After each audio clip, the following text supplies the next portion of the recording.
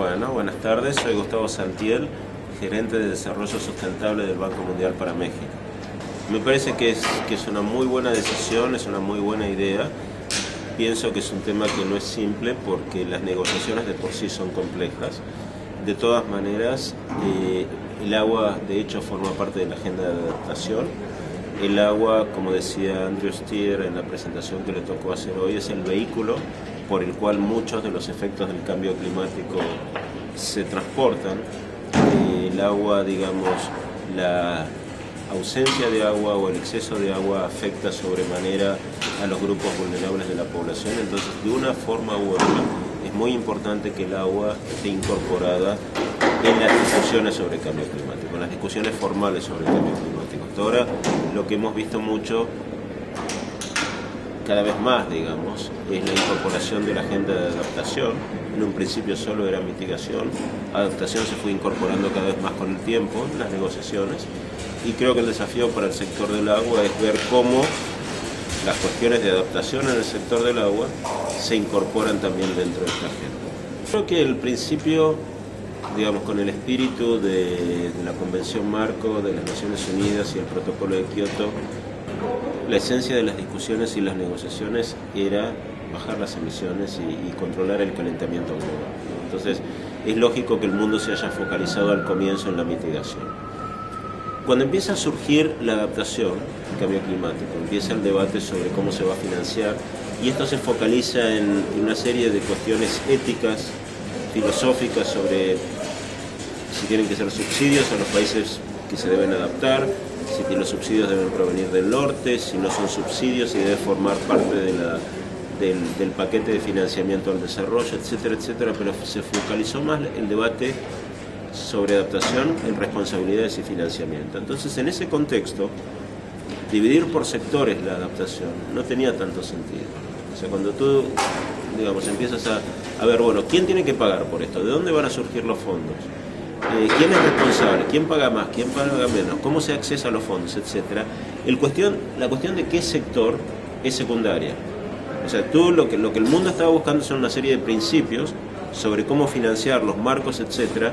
Entonces después no te importa tanto si es para el sector agrícola, para el sector salud, para el sector agua, para el sector urbano, etcétera, etcétera, etcétera, ¿no? Entonces me parece que el foco estuvo ahí, mientras que la mitigación, por razones obvias, el sector energía es el sector central. Entonces tú trabajas con mitigación, pero también trabajas con energía, mientras que el agua es una parte de la adaptación, y mientras no estén definidos los principios esenciales, digamos, de financiamiento, institucionales, los marcos, etcétera, quizá el agua no haya jugado un rol muy grande. Pero también lo escuchamos hoy muy claramente a Andrew Steer, que le preguntaba al sector del agua, ¿cuál es su propuesta? ¿Cuál es su propuesta? ¿Cuál es su mensaje? No es solo decir, queremos formar parte de. ¿Con qué propuesta vienes? ¿Cuál es tu propuesta, sector del agua? Y yo no tuve mucho, y yo pertenezco al sector del agua originalmente, y no tuve mucha claridad en las respuestas. Creo que el sector del agua tampoco es claro de lo que quiere. Sí se ha tomado una conciencia, y me parece que el año 2010 en este sentido ha sido crucial, ha sido un año de en parte aguas, digamos, con el liderazgo de México y de la Comisión Nacional del Agua, en este sentido de promover la agenda del agua a nivel global con la SIWI de Estocolmo y otros eventos, y este evento en la COP. Pero más allá de promover la agenda y del reconocimiento de la importancia del agua en el tema de adaptación, creo que nos está faltando, y me parece que este es el desafío esencial, llegar a la COP17 de Sudáfrica con una propuesta concreta, así como escuchamos en las sesiones de hoy que, por ejemplo, Jordania propuso incorporar al sector urbano como parte del MDL programático.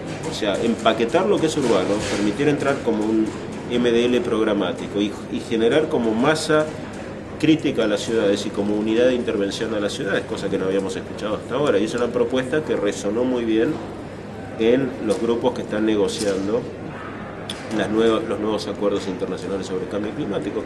¿Cuál sería la propuesta del agua?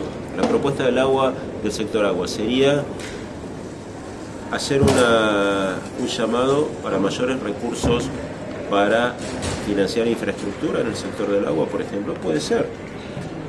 digamos, el sector de agua, el financiamiento al sector del agua a nivel mundial es mucho menor que las necesidades, obviamente, ¿no? Entonces aquí podría haber un pedido concreto, pero convengamos que no sería tan original. O sea, se sabe que hay muchísima gente en el mundo que carece de acceso al agua, al saneamiento, infraestructura de riego, por ejemplo, y de almacenamiento en África. Si el continente africano tuviera más infraestructura de este tipo, los desastres naturales impactarían mucho menos antes del cambio climático. Entonces, necesidad de inversiones o necesidad de financiamiento es un problema histórico del sector del agua. Entonces, no creo que si el planteo es este sea demasiado original. Sabemos que es una necesidad. ¿Cuál otro podría ser el planteamiento, digamos, ¿no? ¿Cómo incorporarlo a la agenda de adaptación y por qué? Porque tienen un capítulo especial del agua. Son cosas que creo que entre todos tenemos que pensar y llegar con una propuesta concreta a la COP17. El objetivo que se planteó para este evento de esta semana, durante la COP16, de generar conciencia, de elevar el tema, me parece que está logrado.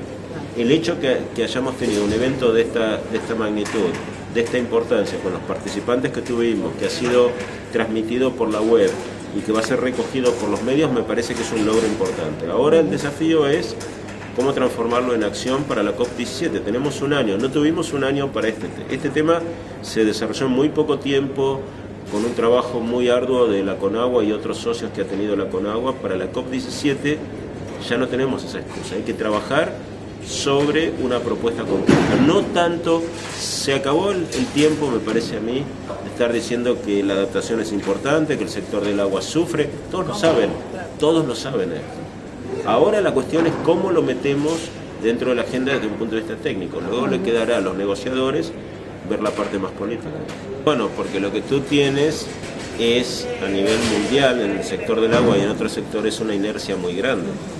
No es solo en el sector del agua. Si tú miras el sector de energía, te vas a encontrar, por ejemplo, que a pesar de que existe una legislación en el caso de México muy importante en términos de promover energías renovables y eficiencia energética, todavía los criterios de licitación promueven la adopción de la tecnología más barata. O sea, entonces si alguien quiere ofertar una planta eólica, nunca va a ganarle una licitación a una tecnología más clásica, porque es más cara. Entonces, es muy difícil, digamos, ahí tienes una inercia de mucho tiempo, que tienes procedimientos, tienes legislación, tienes regulación, que sigue promoviendo lo que denominaríamos business as usual. Entonces, hay un cambio de los marcos regulatorios que es necesario, de los marcos institucionales, pero también un cambio cultural.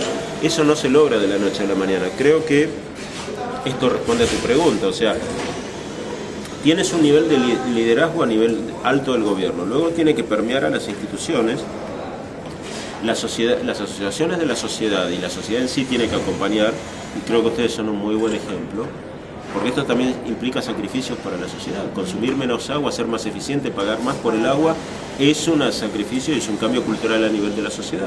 Y luego tienes que lograr el cambio cultural en las organizaciones, que para mí es el más difícil. Digamos, los funcionarios, tanto en las organizaciones privadas como en públicas, estamos dimensionados para trabajar bajo ciertos procedimientos. Y nuestra zona confortable no es cambiar. O sea, nosotros aprendimos a trabajar de una manera y vamos a trabajar de esa manera toda la vida, ¿no? Entonces ahí hay un desafío muy grande. Por supuesto, cuando tú tienes la sociedad civil presionándote desde un lado y liderazgo político desde el otro, puedes lograr el cambio a nivel de las instituciones. Pero yo iría paso por paso. Si tenemos definidos los instrumentos y tienes un nivel de conciencia social muy grande en cuanto a la importancia de estos temas, me parece que luego sí puedes lograr cambiar las instituciones. Cuando cambian las instituciones, quizás las tecnologías de saneamiento que estabas dando promuevan otro tipo de soluciones. Y no solo para las plantas de tratamiento, para toda la cuestión de la gestión del agua.